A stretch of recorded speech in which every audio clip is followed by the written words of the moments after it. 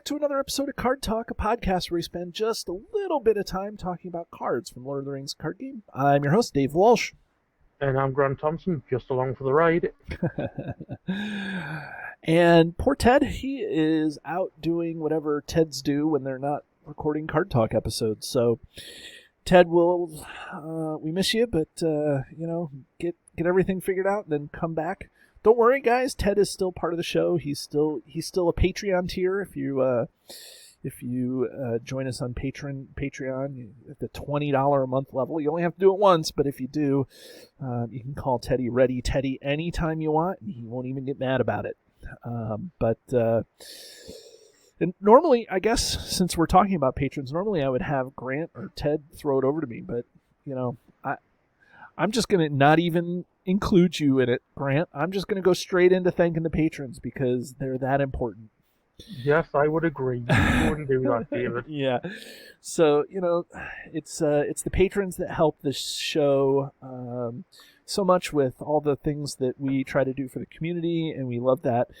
It's a great way to just kind of give back to the community in a way, because we try to then give back to the community in general, and I don't know, it's just we just really appreciate all the help and support we get. If you want to become a patron, you can join us right here. I'll put the address right down here. It's patreon.com/cardtalk2018, and right now, as of recording of this show, we have 24 patrons. I'm hoping to I'm hoping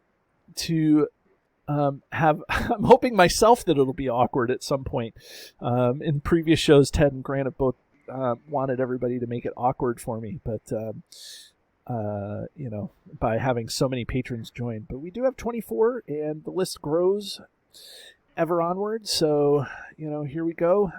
We'd like to thank Dominic and Joseph, Phil, Lou, Sean, David, Robert, Mike, Daniel, Kyle, Jason, Justin, Russ, Matt, Joshua, Jake, James, Vardane, Carl. Carl, I have to say, he's like our dedicated YouTube editor. If there was a way I could give our YouTube shows to him to edit, I would, meaning our YouTube playthroughs, I would totally give them to him to edit, and he could do all that. He's always on top of it. So if you're watching a Card Talk playthrough, make sure you read the comments for Carl, because Carl tells us exactly what we screw up on. So and then Niall, Joe, who is a guest on the show, Peter, Edmund, and Alex is our newest patron. So thank you, everybody, for your continued support, and thank you so much for what you do for the community. But we can't spend a whole show, however much we would like, talking about the patrons. We'd love to sit and talk to the patrons forever, but people want to hear about a card. So, Grant, what's today's card? Well, we're keeping up with the theme. We're heading back to the core set classics. And again, I'm going to have a little guessing game for you. It's a 5-cost Lore of... Oh, I know what it is. It's already... There's only one 5-cost one of those. That says action. Choose a player, heal all damage on each hero controlled by that player. So, pause, put in your answers, and we are talking about Beorn's Hospitality. Beorn's Hospitality. Yeah.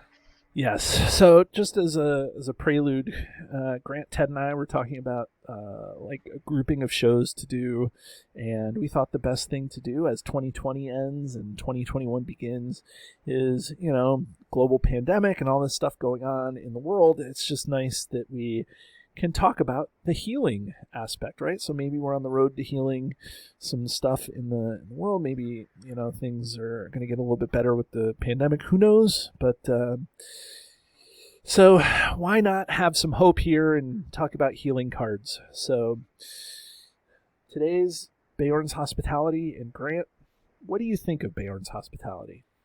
I hate it.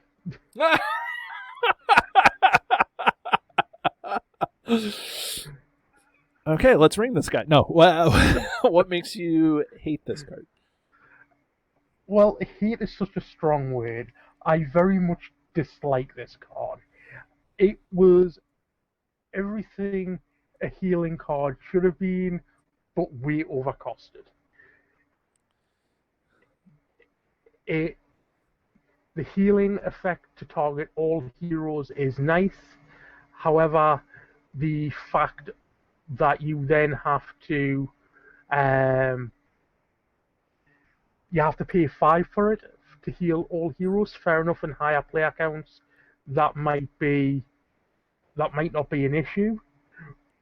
But for a 2-player game, 5 resources to heal all heroes, I'd rather probably spend those 5 resources on Eorith to heal up the heroes. Right. Yeah. Or Warden of Healing and spend spend the 2 resources to then ready the Warden to use them again, to ready them to then use them again. Right. Whereas with this, you're spending, like I say, at higher player counts, it's more valuable. At lower player counts, I don't even consider it. Yeah, I mean, there's so much to dig into this card. I mean, it is healing, and it does heal all damage on each hero controlled by that player. It doesn't even heal all damage on all heroes in play. It just heals all damage on each hero controlled by that player. And so, that's why its value goes up when you're playing multiplayer, especially high player counts like 4-player, because somebody is usually doing attack and defense. So if the support deck brings out a heal all damage, sort of thing, that is great. But here's the problem. Like, when you're playing this game, let me back up even further. Okay. When you and I, we have played through every scenario in the game, we know all the scenarios, and with a complete card pool, this card doesn't, what do I want to say? The hero, even if you're playing 4-player, the players that are attacking and defending in 4-player, their heroes are still probably not taking a ton of damage. Because there's so many cards out there to prevent damage, to help defend, like a Baragon with a Gondorian shield that came out way after this card did. But that's defending for 6. So, there's a hero that can defend for 6. Spirit Dine can defend for 6 right out of the gate. You don't have to do anything. You just have to discard some cards off the top of your deck. So here's the thing. So you're going to pay 5 to heal all damage on each hero controlled by a player, when that's probably not going to be much more than, maybe 3 or 4 damage, I can imagine. And so, this puts, of course you can have, Gimli with Citadel plates, or any hero with Citadel plates, but, I think Gimli with Citadel plates so that, you can boost his attack a ton, or Glowin. We haven't talked a ton about Glowin, but, Glowin hero that can, gets money every time he gets damage token put on him. And, so, of course there's, those sorts of shenanigans that you can do, but I still don't think it's worth paying 5 to do that. If it were heal all heroes in play, then I think it would even still be a little strange, but probably okay. It's just that this is healing, okay, let's go with even more current, cards. If this is a Bond of Friendship, and you're playing Bond of Friendship. Now, the Bond of Friendship has kind of an unspoken limit to it, because you can't play heroes that put your threat all the way up to 45. You just don't start it with that. So you usually pick 4 middle-of-the-road heroes that may have 3 hit points, or maybe 4 hit points, but, Eowyn has 3 hit points, So even with Bond of Friendship, you may be healing 5 or 6 damage, but it's going to be spread around, and like you can put a Warden of Healing into play, or like you said, you could put Eorith into play for free and use the 5. I mean, it's Eorith in and of itself to spend the 5 on Eorith heals 15 points of damage. Like, so like, of all the healing cards that are in the core set, this is the one that I think doesn't or shouldn't get played outside of you playing multiplayer in the core set. If you're putting together like a core set deck, if you're a new player and you're putting together a core set deck, great. Put this, you need healing, but you don't need this healing. You can use Lore of Imladris. You can use self-preservation. You can use Glorfindel if you need healing. Even in the core set, this card was already obsolete in my opinion. It's just so, yeah, like you said, I hate it. Like, of course there's a place in the card pool for something that heals here. Like, there's a way to get, let's see, 6, 7, you can get 7 heroes in the game, right? So like you can get Thalion can be a hero, you can Sword Thane a hero, you can start with Bond of Friendship, so that's 6, and then if you're playing the sagas, then you get a 7th hero. So I mean, you could have 7 heroes. But even with 7 heroes, is this worth? Like, how much damage can be on those 7 heroes? Enough to pay 5 in lore? I mean, I don't think Bond of Friendship you're even going to play this card at all. Like, it's not that it's a non-bow. It's just a non-consideration because there's no way you're going to generate 5 lore resources in a Bond of Friendship deck because you have to play 1 from each sphere. So it's not like, I don't know, like this card was just kind of not. It's just not worth it. It's just not worth it. And then, I mean, you can also think about it like 5. What are other core set cards, Grant, that cost 5? Off the top of my head, I can't think of many. That's how often I use 5 cost cards. Well, there's one super important one, right? Gandalf. So yeah. If you have 5 lore resources, are you going to bring out Beorn's Hospitality or Gandalf? I can guarantee you 99% of the time you're going to bring out Gandalf because when he comes into play, he's a bomb, right? You do 4 damage, you lower your threat, you draw a bunch of cards. Like, that's crazy. And then to have this. Okay, he has the 5 cost cards from the core set. You've got Gandalf, Fortune of Fate, Grim Resolve, and Beorn's Hospitality. Right. And then if you want to count Beorn, you could also count that because he's 6 cost. Right? So Fortune of Fate. Brilliant card.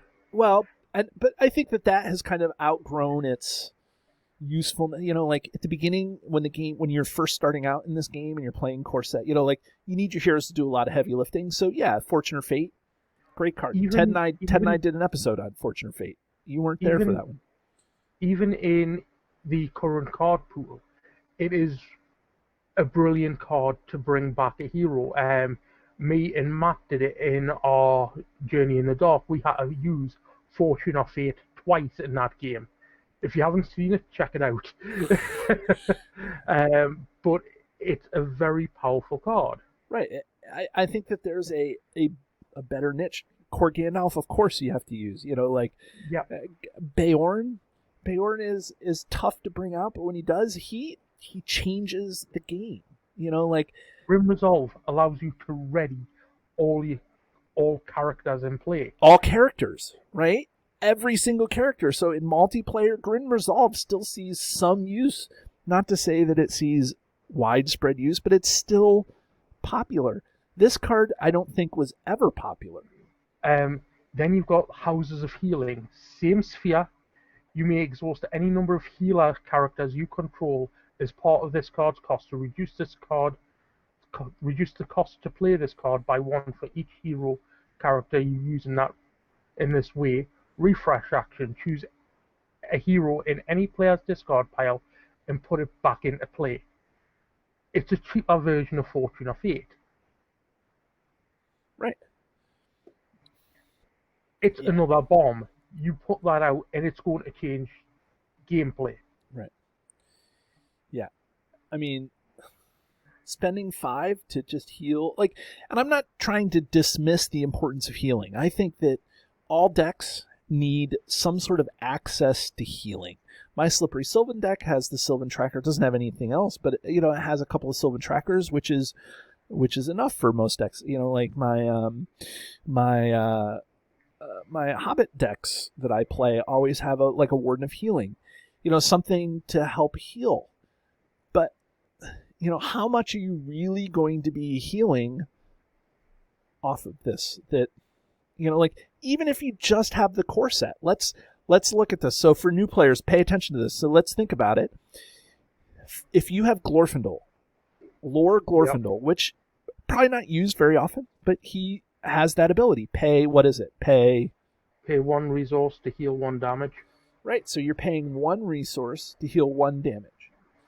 So if I have Lore Glorfindel and I have Houses of Heal, Beorn's Hospitality, I would rather spend, the 5 to just use Glorfindel, although you can only do it once per round, so it's limited.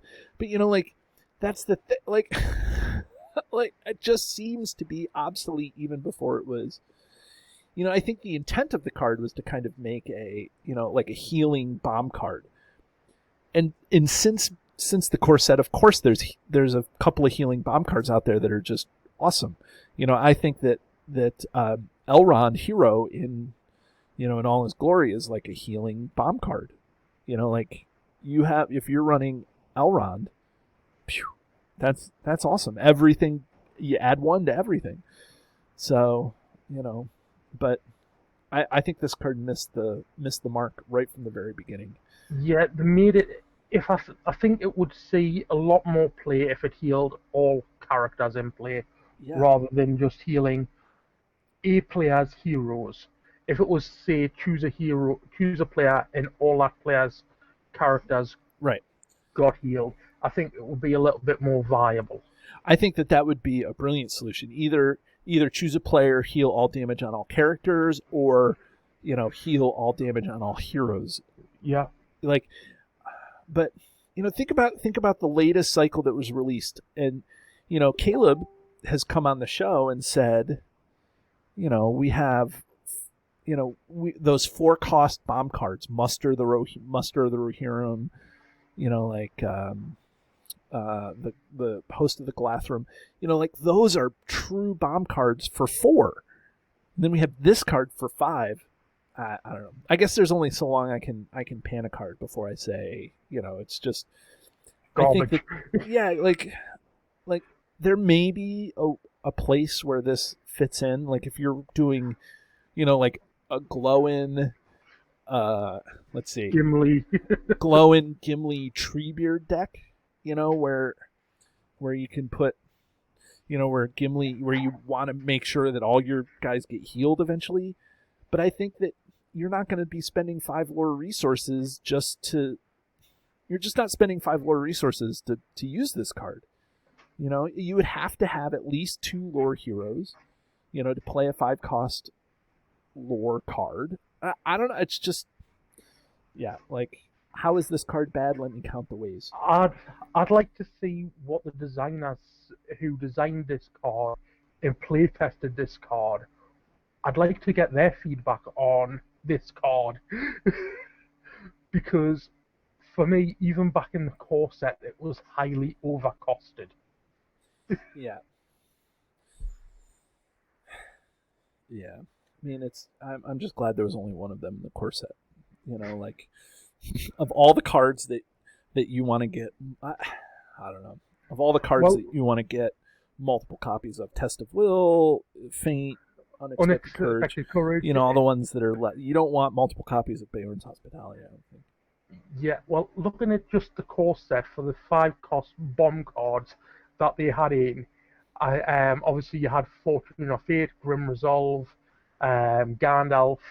You had obviously Beorn's Hospitality, and you had Muster the Rohirrim. Right. And looking at or not Muster the Rohirrim, We Do Not Sleep, which is until the end of the phase, Rohan characters do not exhaust to commit to the quest. Right. Now, since Rohan's got a lot of love, that could be worthwhile in playing. But compared to, say, obviously that's 5 resources,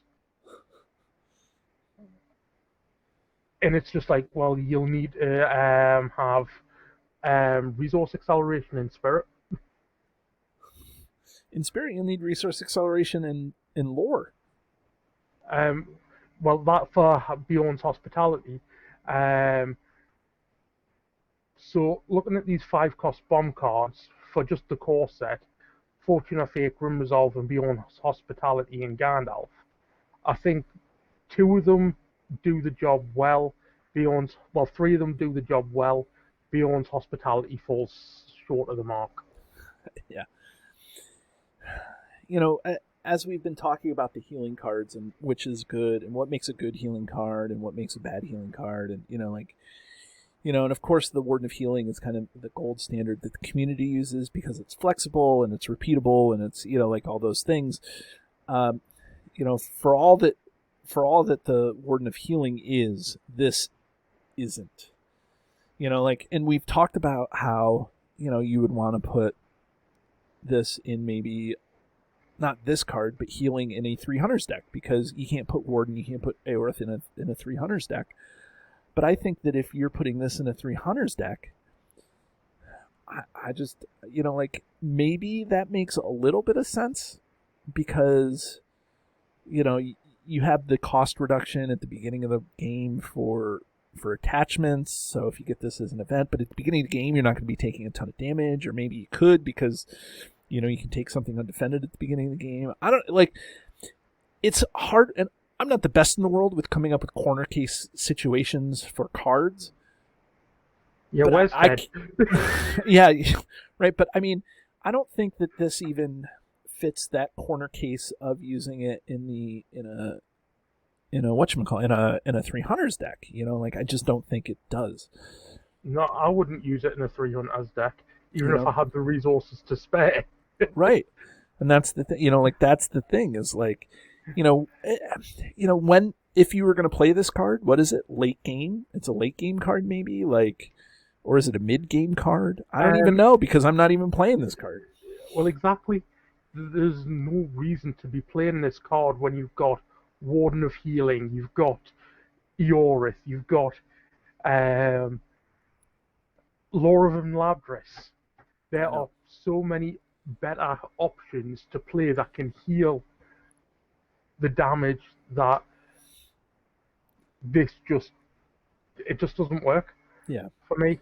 I know, and I really feel badly because I can't stand panning cards, but I also know when a card is bad, and this one just is bad. And to help our friend over at Beorn, Hall of Beorn, that it's something strange that Beorn himself can't, the hero Beorn can't